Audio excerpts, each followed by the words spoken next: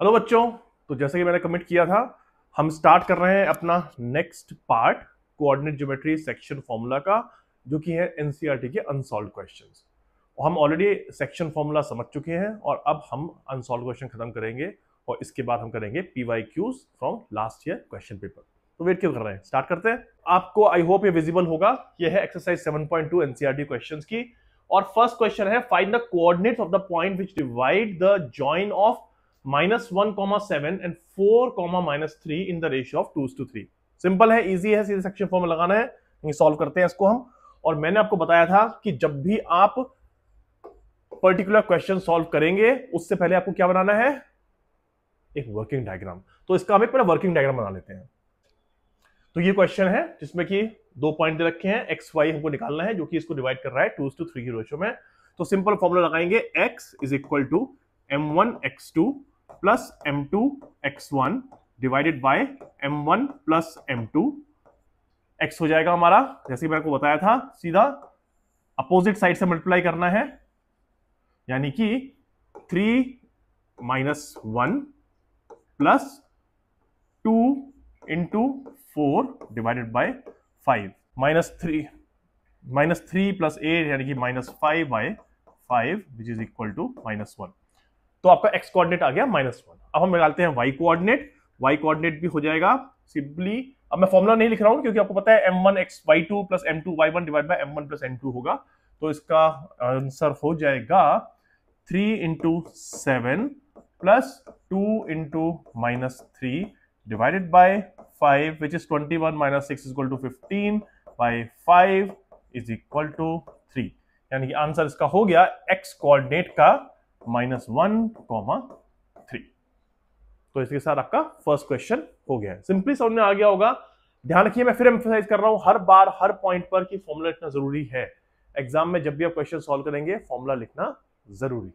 Question number 2 है find the coordinates of the point of trisection. Trisection मतलब एक particular line को 3 part में डिवाइड करना, of the line segment joining 4 - 1 and -2 - 3। आपको ध्यान होगा ट्राइसेक्शन का क्वेश्चन हम पहले कर चुके हैं, जहां पे कि हमने डिवाइड किया था उसको 3 पार्ट में और दोनों पॉइंट के कोऑर्डिनेट निकाले थे, जो कि उस लाइन को 3 इक्वल पार्ट में डिवाइड कर रहे थे। आइए करते हैं दोबारा से वैसे ही क्वेश्चन। तो हमको पहले क्या करना है, हमको पहले बनाना है अपना वर्किंग डायग्राम। वर्किंग डायग्राम हमारा जो होगा वो ये होगा। और जैसे कि मैंने आपको पहले जब हम सॉल्व क्वेश्चन करे तब भी बताया था कि ये पर्टिकुलर पार्ट है 1, ये पर्टिकुलर पार्ट है 1 और ये पर्टिकुलर पार्ट है 1, तभी ये particular line A B 3 equal part में डिवाइड होगी। तो अगर हमको पॉइंट P निकालना है तो हमको पता है कि ये है 1 और रेस्ट ऑफ द पोर्शन है 2, यानी कि point P line A B को 1:2 की रेशियो में डिवाइड कर रहा है। तो हम पहले निकालते हैं पॉइंट P, जो कि हो जाएगा 2 इंटू 4, एक्स कोऑर्डिनेट निकालते हैं पहले, 2 into 4 plus 1 into -2 divided by 3 which is equal to 6/3 which is nothing but 2। y coordinate निकालते हैं, y कोऑर्डिनेट हो जाएगा 2 into -1 plus 1 into -3 divided by 2 which is equal to -5/2। यानी कि ये पर्टिकुलर पॉइंट हो गया 2 and -5/3। अब मैंने आपको बताया था कि P और B उसके बीच में Q जो है उसका सेंटर पॉइंट है, क्योंकि आप देखेंगे रेशियो 1:1 है। तो इसको हमको निकालने के लिए सिंपली सेंटर ऑफ पॉइंट वाला हमको फॉर्मूला लगाना होगा। हम निकालते हैं point Q, x is equal to 2 - 2/2 which is 0 and y is equal to -5/3 plus -3/2। तो ये हो जाएगा -5 9 -14/6 विच इज इक्वल टू -7/2। यानी कि सेकेंड पॉइंट हो गया 0, -7/2। तो इस तरह से हमने दोनों के दोनों पॉइंट निकाल लिए हैं और उसके बाद अब हमारा ये पॉइंट पता चल गया कि कैसे ट्राइसेक्शन होता है। अब हम आ गए हैं थर्ड क्वेश्चन पर। थर्ड क्वेश्चन थोड़ा सा मैं ट्रिकी नहीं कहूंगा लेकिन इंटरेस्टिंग है, तो इसको हम देखते हैं कि कैसे ये इसने क्वेश्चन बनाया है। काफी इंटरेस्टिंग क्वेश्चन लगा मुझको। To conduct sports day activity, पहले हम क्वेश्चन पढ़ते हैं, उसके बाद हम इसको डिफाइन करेंगे, इसका वर्किंग डायग्राम बनाएंगे और उसके बाद हम देखते हैं क्या करना है। To conduct sports day activities in your rectangular shaped school ground ABCD, lines have been drawn with chalk powder at a distance of 1 meter each. 100 flower pots have been placed at a distance of 1 meter from each other along AD.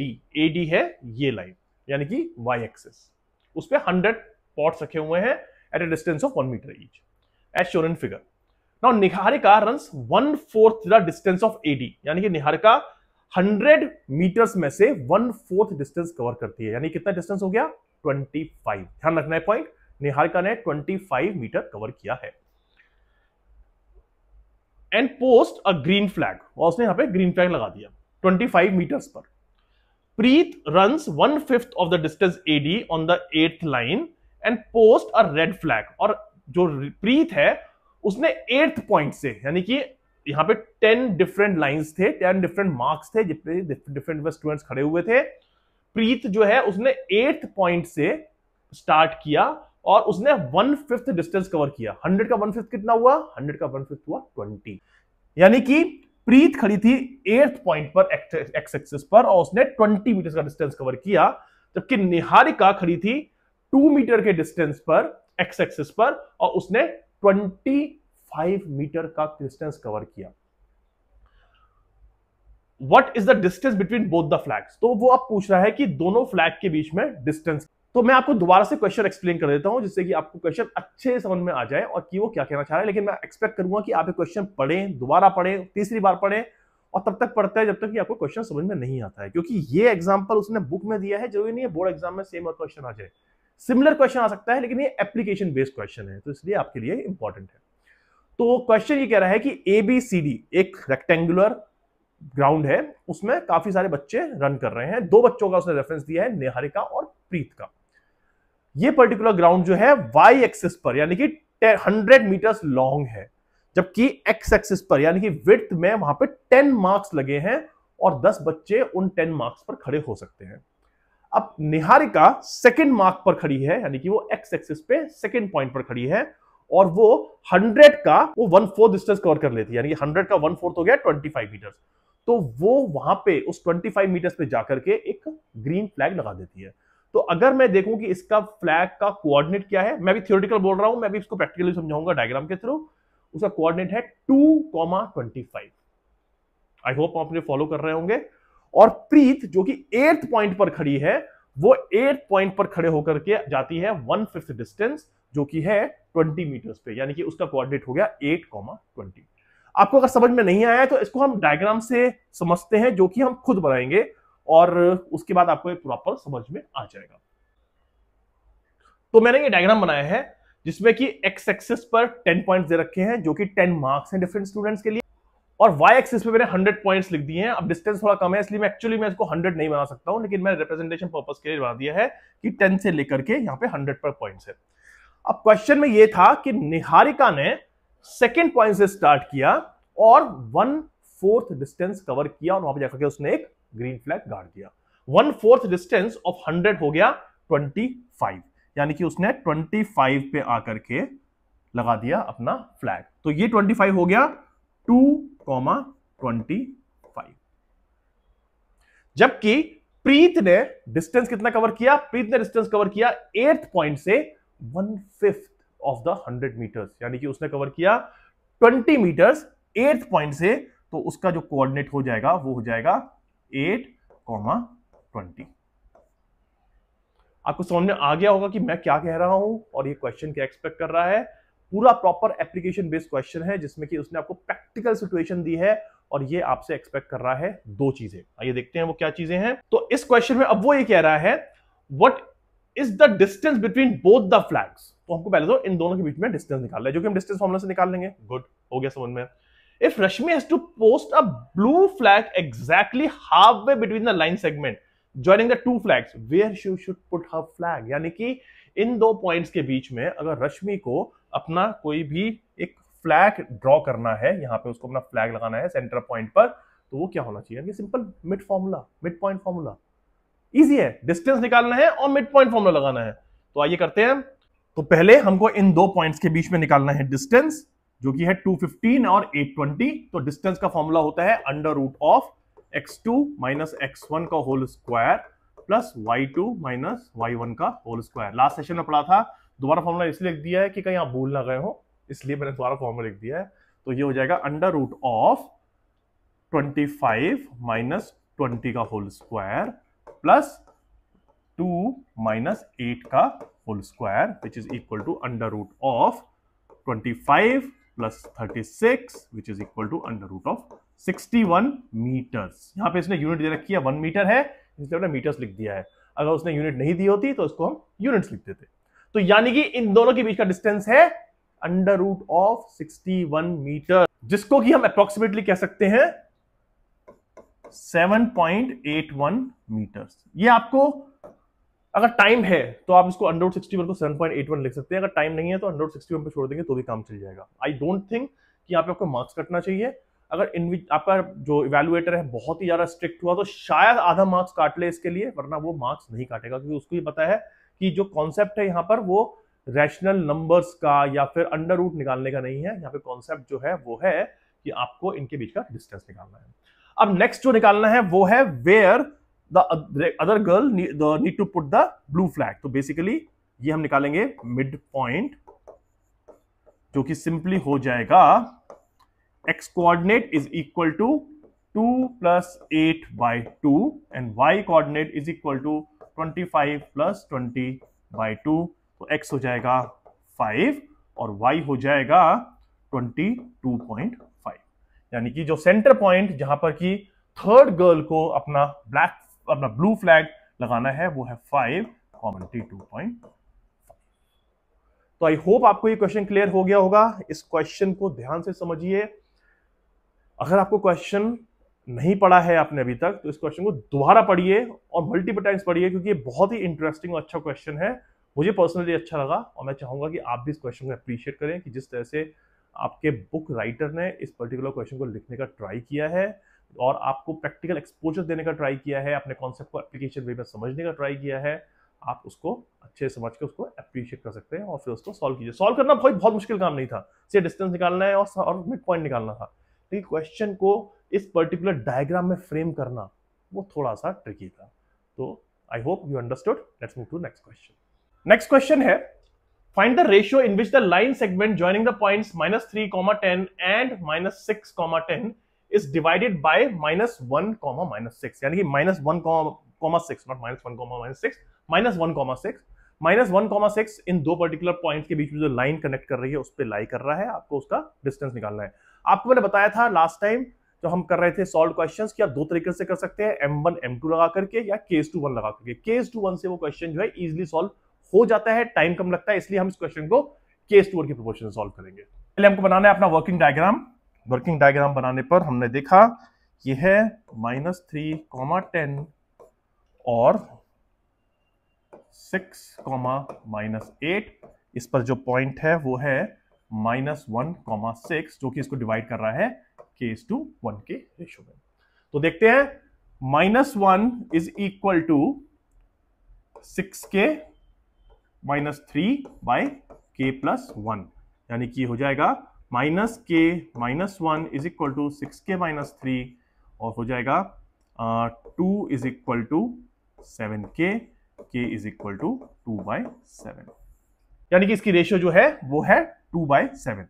अब 2/7 हम check भी कर सकते हैं अपने y फॉर्मूले में डाल करके, जैसे कि बताया था मैंने आपको। अगर हम इसको k को 2/7 अपने दूसरे सेक्शन फॉर्मूले रखेंगे y काउंट करने के लिए, तो उसका आंसर आना चाहिए 6। यानी कि हम कर लेते हैं 2/7 इंटू -8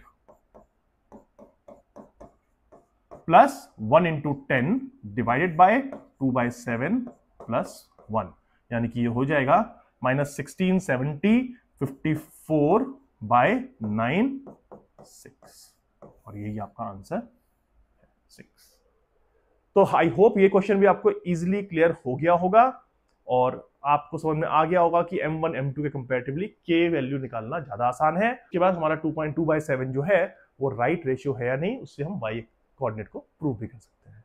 देखते हैं नेक्स्ट क्वेश्चन। क्वेश्चन है find the ratio in which the line segment joining 1 minus 5 and b minus 4 5 is divided by x axis। ध्यान रखना x axis जो हमने सॉल्व क्वेश्चन में क्वेश्चन किया था उसमें था y axis, यहाँ पे x axis। और आपको मैंने बताया था जब भी वो आपको एक पर्टिकुलर एक्सिस दे दे तो आपको ये ध्यान रखना है कि उस पे कौन सा कोऑर्डिनेट 0 होगा। x एक्सिस पे y is equal to 0, y axis पे x इज इक्वल टू 0। तो उसने हमको यहाँ पे दिया x एक्सिस, इसलिए y is equal to 0। Now find the coordinate of the point of division. तो आइए देखते हैं इसको कैसे सॉल्व करना है। पहले आपकी अपना हम वर्किंग डायग्राम बना लेंगे फिर से। तो वर्किंग डायग्राम निकालने के बाद हमको इस समझ में आ गया है कि हमको k और x की वैल्यू निकालनी है, लेकिन k की वैल्यू निकालने के लिए हमको y कोऑर्डिनेट लेना पड़ेगा, क्योंकि इस केस में हमको y की वैल्यू 0 गिवन है। हम x नहीं ले सकते क्योंकि दो उस पर्टिकुलर केस में एक लीनियर इक्वेशन के अंदर दो अननोन वेरिएबल्स हो जाएंगे जो कि हम सॉल्व नहीं कर पाएंगे। तो हम y की वैल्यू लेके चलते हैं। तो ये हो जाएगा 0 is equal to y coordinate, that means 5k minus 5 divided by k plus 1, that means 5k is equal to 5, k is equal to 1। Simply आराम से सॉल्व हो गया। k is equal to 1। अब k अगर 1 आ गया है तो हमको x निकालने में दिक्कत नहीं होनी चाहिए। तो ये हो जाएगा -4x is equal to -1 minus 4 into 1 by 2 which is equal to -3/2। यानी कि x कोऑर्डिनेट हो गया -3/2, 0 और k हो गया 1। तो ये पर्टिकुलर पॉइंट -3/2 0 जो कि x एक्सिस पे लाई करता है वो डिवाइड करता है इस लाइन AB को 1:1 की रेशियो में। बढ़ते हैं नेक्स्ट क्वेश्चन की तरफ। नेक्स्ट क्वेश्चन है if 1 2 4y x6 and 3 5 are the vertices of parallelogram taken in order, find x and y। यानी कि हमको इसके अंदर निकालना है x और y, और ये वर्टिसेस है पैरेललोग्राम की। आपको मैंने बताया था पैरेललोग्राम हो, रेक्टेंगल हो, स्क्वायर हो, रोम्बस हो, उन सब की जो डायगोनल्स हैं वो एक दूसरे को बाइसेक्ट करती है। तो आइए देखते हैं क्वेश्चन क्या बनता है।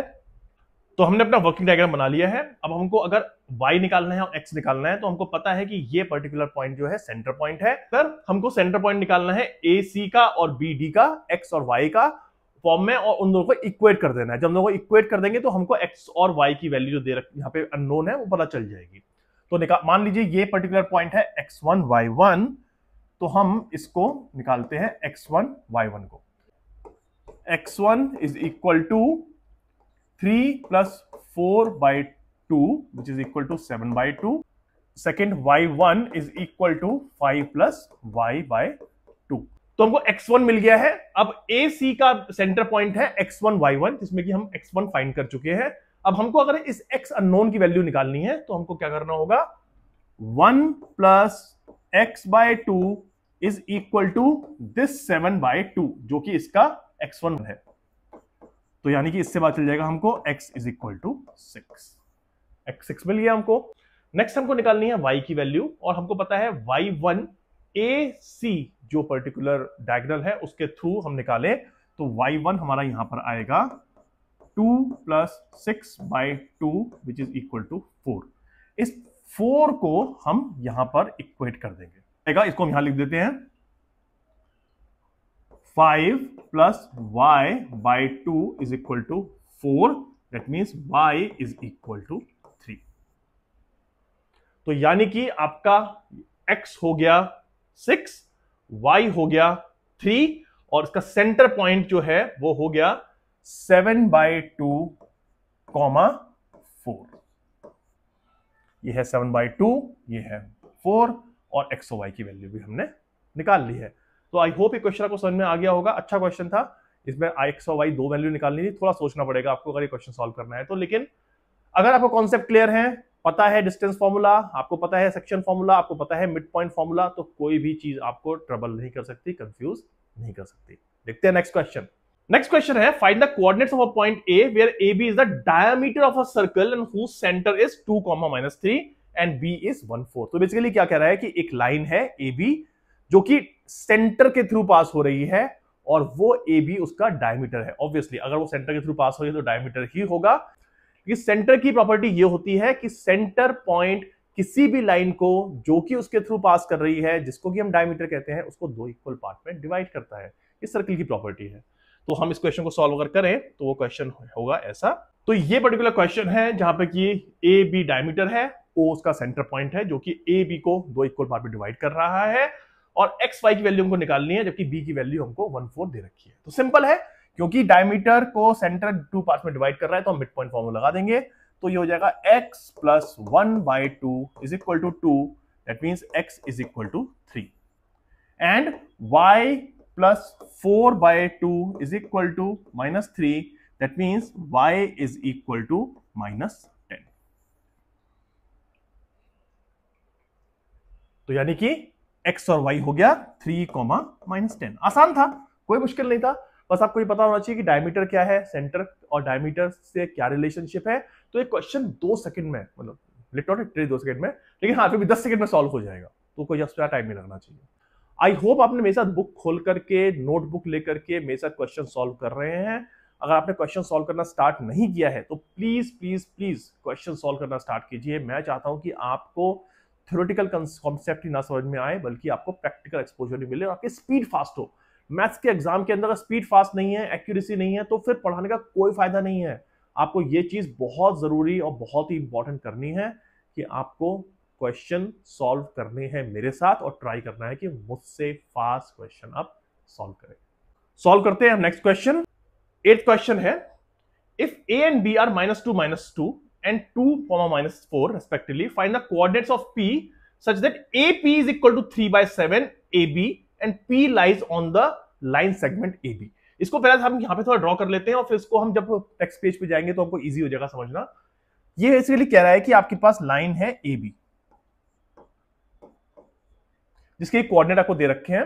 अब ये कह रहा है कि find the coordinates of P such that AP is equal to 3/7 of AB। तो यानी कि AP इज 3/7 ऑफ AB, यानी कि ये कह रहा है कि AP पूरे AB का 3/7 है, यानी कि ये 3 पार्ट है तो P भी कितना हुआ, 4 पार्ट्स। अगर ये 3/7 है तो ये होगा 4/7, यानी कि P पॉइंट AB को 3:4 की रेशियो में डिवाइड कर रहा है। तो ये मैं कॉन्सेप्ट समझाना चाह रहा था आपको इसी पेज पर। अब जब हम नेक्स्ट क्वेश्चन को सॉल्व करेंगे तो आपको ये कॉन्सेप्ट की वजह से क्वेश्चन आराम से समझ में आ जाएगा। पहले हम वर्किंग डायग्राम बना लेते हैं अपना। तो जैसे कि हम बता चुके हैं कि ये 3/4 है, आपको एग्जाम में कैसे लिखनी कि हमको निकालनी है PB की वैल्यू। तो पहले लिखेंगे AP is equal to 3/7 times of AB, so PB is equal to AB minus AP। आपको समझ में आ गया होगा, PB is equal to AB minus AP। अब AB हमको पता है कितना है, AP है 3/7 ऑफ AB, यानी कि PB हो गया अपना 4/7 of AB। Thus P divides AB in ratio of 3:4। अगर आप ये लिखेंगे तो एग्जामिनर को समझ में आ जाएगा कि आपने कैसे निकाला है। अब ये 3:4 की रेशियो में डिवाइड कर रहा है, और हमको सिंपली अपना फॉर्मूला लगाना है जो कि हमको पता है, m1x2 plus m2x1 divide by m1 plus m2, m1y2 plus m2y1 divide by x1 plus m1 plus m2। तो हमको सिंपली x और y निकालना है। तो x is equal to 3 into 2 plus 4 into -2, 3 into 2 plus 4 into -2 by 3 plus 4, which is equal to 6 minus 8 by 7, that means -2/7. And y is equal to 3 into -4, 4 into -2, 3 into -4 plus 4 into -2 by 3 plus 4, which is equal to -12 minus 8 by 7 equal to -20/7। तो आपका x और y हो गया -2/7 and -20/7। Question समझ में आ गया होगा आपको कि ये कैसे सॉल्व करना है। और अगर आपको इस तरह की वैल्यू दे रखी है कि AP is equal to 3/7 times of AB, तो उसको कैसे डिफाइन करना है कि आपको दोनों के दोनों सेगमेंट की प्रोपोर्शन लेंथ मिल जाए। नेक्स्ट क्वेश्चन सॉल्व करते हैं हम। नेक्स्ट क्वेश्चन है, find the coordinates of the point which divide the line segment this and this A and B into 4 equal parts. हमने हाफ देखा, बाइसेक्शन, ट्राई सेक्शन देखा, अब वो कह रहा है quarter section, that means 4 equal part. अगर वो आपसे क्वेश्चन पूछ ले quarter section, that means 4, by is 2, try is 3, quarter is 4, penta is 5, hexa is 6, septa is 7 and so on, octa is 8 and so on. तो हम ये question solve करते हैं। अपना पहले हम बनाते हैं अपना वर्किंग डायग्राम। तो हमारा वर्किंग डायग्राम बनाने के लिए ए और बी पॉइंट हमने ले लिया है, जो कि है 2,8 और -2,2, और इसको हमको 4 पार्ट्स में डिवाइड करना है। कर लेते हैं P Q R। अब इंटरेस्टिंग चीज ये है कि ये चारों के चारों जो पोर्शन है 1:1:1 की रेशियो में है। 4 पार्ट्स 1:1 की रेशियो में है। तो अगर हमको पहले इसमें टैक्टिकली सोचना होगा क्या निकालना है, पहले निकालते हैं क्यू पॉइंट। क्यों? क्योंकि क्यू पॉइंट जो है ए और बी का सेंटर पॉइंट है। तो हम लिखेंगे since Q is centre point of A B, thus Q point, thus X equal to, जो कि क्यू पॉइंट का एक्स है, equal to 2 - 2/2 is equal to 0, and y is equal to 8 + 2/2 which is equal to 5। यानी कि हमारा Q point हो गया 0,5। यहां लिखते जाते हैं हम Q इज इक्वल टू 0,5। अब Q मिल गया हमको, तो हमको P और R निकालने में दिक्कत नहीं होनी चाहिए, क्योंकि A Q का सेंटर पॉइंट P है और Q B का सेंटर पॉइंट R है। तो आइए वो सॉल्व करते हैं। हम निकालते हैं यहां पे P पॉइंट। P पॉइंट हो जाएगा 2 + 0/2, 8 + 5/2 विच इज इक्वल टू 1, 13/2। तो ये हो गया हमारा B पॉइंट 0,13/2। हमको निकालना है R पॉइंट, क्योंकि Q और B का सेंटर पॉइंट है। तो ये हम निकाल सकते हैं इस तरह से, यहां निकाल लेते हैं R पॉइंट। आपको लिखना है यहां पे P point is the centre point of AQ, R is the centre point of QB, इस तरह से आपको लिखना है, तो आपको ये समझ में आ जाएगा पूरा का पूरा। तो R point centre, not centre point, mid point of QB, जो कि हम इसको लिख सकते हैं 0,5 एंड -2,2। ये हमारे दो पॉइंट है जिनका सेंटर पॉइंट निकालना है हमको। देखा 0 - 2/2 -1x, y is equal to 5 + 2/2 which is 7/2। यानी कि ये हो गया -1 एंड 7/2। तो हम इसको भी यहां लिख देंगे -1, 7/2। तो quickly easily mid point formula से ही आपका ये क्वेश्चन सॉल्व हो गया है। इस क्वेश्चन को M1 M2 या K1 से सॉल्व करने का ट्राई मत कीजिएगा, बहुत टाइम लगेगा। इसका तरीका यही है, आपको सिर्फ ये एक्सप्लेन करना है और लिखना है कि क्यों Q पॉइंट AB का सेंटर पॉइंट है, P पॉइंट AQ का सेंटर पॉइंट है और R पॉइंट QB का सेंटर पॉइंट है। आपको एग्जाम में एक्सप्लेन करना पड़ेगा, जिससे कि आप एग्जामिनर को या आपके इवैल्यूएटर को समझ में आए कि आपकी अंडरस्टैंडिंग ये किस तरह से डिफाइन हुई है। वो लिखना स्टेप बहुत जरूरी है इसके अंदर। तो इस तरह से हमने ये तीनों के तीनों पॉइंट निकाल लिए और ये क्वेश्चन भी हमारा हो गया है अब सॉल्व।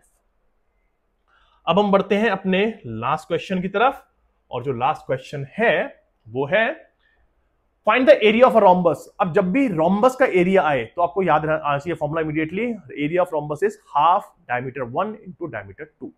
ये रोम्बस का एरिया का फॉर्मूला है, एरिया का फॉर्मूला है और एरिया का फॉर्मूला है। तो find the area of a rhombus if its vertices are this, take in an order. Okay, इसे हिंट भी दे रखा है, area of rhombus is half product of its diagonals. तो आइए क्वेश्चन सॉल्व करते हैं। Last question. तो हमने देखा कि ये एक रोम्बस है ABCD, उसकी डायगोनल्स है AC और BD, और अगर हमको इसका एरिया निकालना है तो हमको एरिया निकालना होगा इस फॉर्मूले से हाफ D1 × D2। तो पहले हम D1 की अगर लेंथ निकालनी है हमको, तो D1 की लेंथ निकालेंगे, हमको लगाना होगा डिस्टेंस फॉर्मूला AC का। तो AC का डिस्टेंस फॉर्मूला आपको पता है x2 - x1 whole square plus y2 - y1 whole square. तो लिखेंगे 3 + 1 whole square which is equal to AC। आप यहां पे फॉर्मूला पहले जरूर लिखिएगा, ठीक है। 3 + 1 whole square plus 0 - 4 whole square which is equal to 4 square plus 4 square under root is equal to 4 under root 2। इसको मैं सिंपल सॉल्व कर लिया, ये हो जाएगा 16 प्लस 16 32 4 अंडर रूट 2, तो ना 4 अंडर रूट 2 यहां पे निकाल दिया। हमको निकालना है BD is equal to under root of 4 plus 2 whole square plus 5 plus 1 whole square which is equal to under root of 6 square plus 6 square.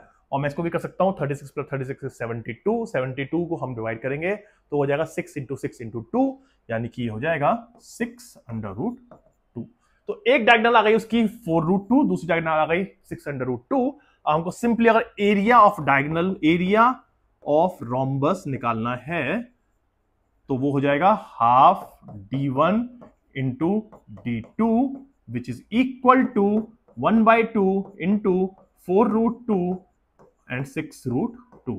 तो ये हो जाएगा, इसको यहां ऊपर लिख देता हूं मैं, ये हो जाएगा 1/2 इंटू 4 इंटू 6 इंटू 2, 2 से 2 कैंसिल, आंसर इसका आ गया 25 स्क्वायर यूनिट्स। आप ध्यान रखिएगा कि हर एक एरिया में यूनिट, वॉल्यूम में यूनिट लिखना बहुत जरूरी है, क्योंकि ये हमको पता नहीं है कि सेंटीमीटर है, मीटर है, किलोमीटर है, लाइट ईयर है, क्या है, इसलिए हमने इसको स्क्वायर यूनिट लिख दिया। स्क्वायर वर्ड जरूर आना चाहिए। स्क्वायर वर्ड आया तो इसका समझ में आ गया कि ये एरिया है।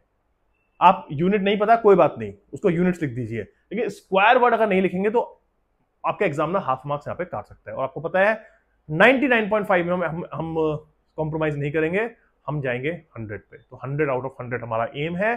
और इसी के साथ आपका कोऑर्डिनेट ज्योमेट्री का चैप्टर पूरा का पूरा खत्म होता है। अगर आपको कोई भी डाउट है तो प्लीज मुझे आप कमेंट कर सकते हैं। कोई क्वेश्चन ऐसा है जो कि आपको समझ में नहीं आया है तो उसको आप कमेंट सेक्शन में लिख सकते हैं। और अगर आपको ऐसा लगता है कि नहीं, कोई अंडरस्टैंडिंग मुझे थोड़ी सी प्रॉब्लम है, तो आप मुझे वो स्पेसिफिक पॉइंट या टॉपिक बताइए जिसमें कि आपको अंडरस्टैंडिंग का इशू है और क्या डाउट है।